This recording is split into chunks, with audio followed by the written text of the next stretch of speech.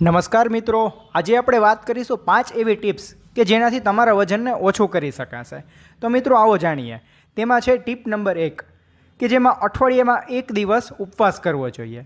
જો તમે ખાવા પીવાના ઘણા શોખીન હો અને આ ટેવથી પરેશાન છો તો તમે અઠવાડિયામાં ઓછામાં ઓછો એક દિવસ ઉપવાસ કરવો જોઈએ। તો મિત્રો તમારે તેમાં એક દિવસ દરમિયાન પ્રવાહી પદાર્થ લઈ શકાય છે। તેમાં તમે મિત્રો પાણી, લીંબુ પાણી કે ઓછી ફેટવાળું દૂધ, જ્યુસ કે લીંબુ પાણી પણ લઈ શકાય છે અને તેની સાથે મિત્રો સલાડ કે ફળાહાર પણ લઈ શકાય છે। સાથે મિત્રો સલાડથી વજન ઘટાડવામાં ખૂબ જ મદદરૂપ થાય છે। મિત્રો ટિપ નંબર 2, નિયમિત યોગાસન કરો। કમર અને પેટ ઘટાડવા માટે યોગ કરો અને રોજ સવારે સૂર્ય નમસ્કાર કરવા જોઈએ। યોગ તમને મિત્રો નિરોગ રાખે છે। ટિપ નંબર 3, ખાનપાન સંતુલિત રાખો।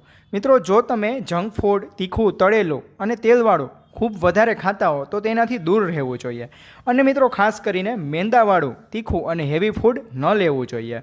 મિત્રો રાગીના લોટવાળું આહાર લઈ શકાય છે કે જેનાથી તમે ટ્રીમ થઈ શકો છો।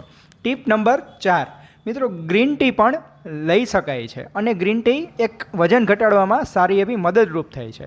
જો તમે ચા પીવાના શોખીન હોવ અને દૂધની ચા પીવાને બદલે એન્ટીઓક્સિડન્ટથી ભરપૂર ગ્રીન ટી, બ્લેક ટી કે લેમન ટી પણ પી શકાય છે। તેનાથી તમારા શરીરનું વજન ઘટાડી શકાય છે। દૂધવાળી ચા પીવામાં વજનમાં વધારો થતો હોય છે। ટિપ નંબર 5, સવાર સાંજ ચાલો।